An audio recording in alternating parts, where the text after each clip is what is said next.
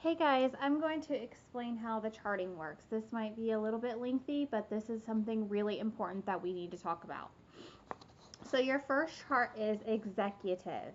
This is what executive looks like. There's you, and you have two distributors under you, each with 400 GV. As an executive, you make an average of $300 a month. That is an average, that is not a promise. So you're going to need to work hard to get each of these to 400 and even above that if you want to be average or above average in the pay scale. So each month, if you promote to executive in January, in order for you to stay executive in February, you have to keep these at 400 GV.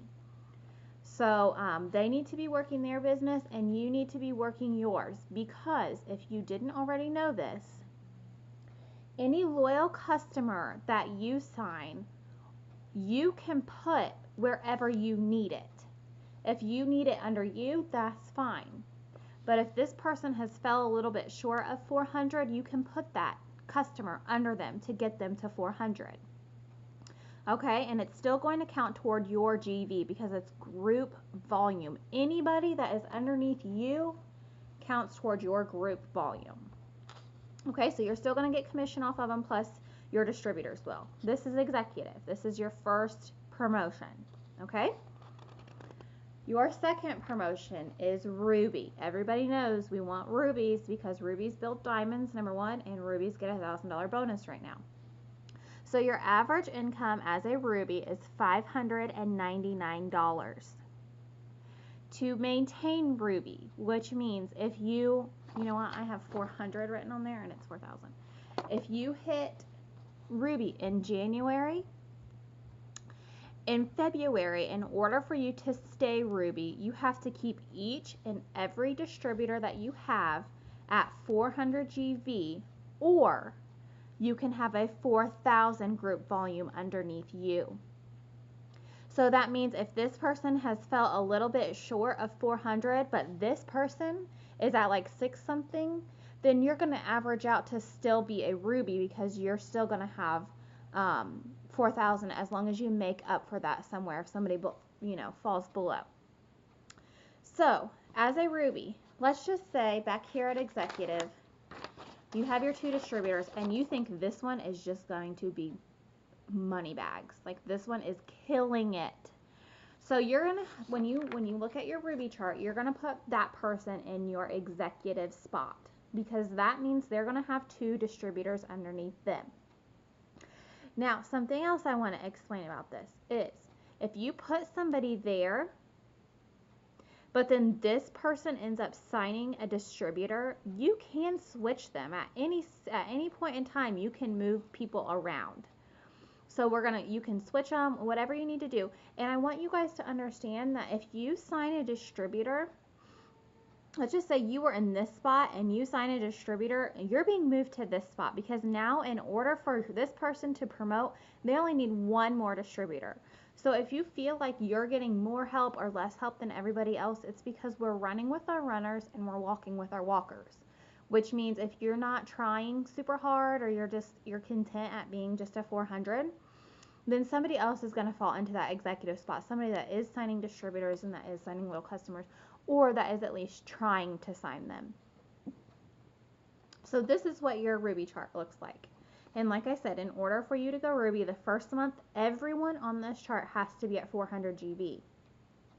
Now, let's just say this person isn't quite at 400. They're only at 370.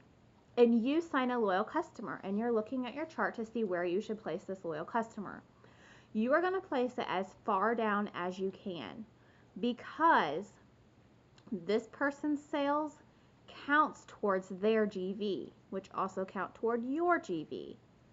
So if you place it down here, it's not only helping this person, it's also helping this person and you.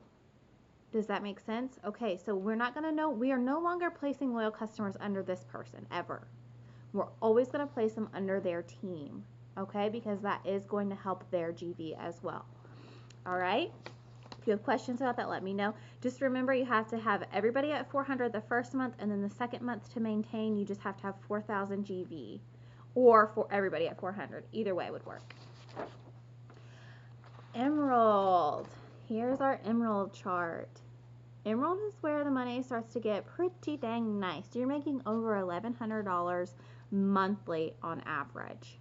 You need 2 rubies. So looking back here, somebody that signed a distributor and was executive, and then somebody else that you think is going to be good.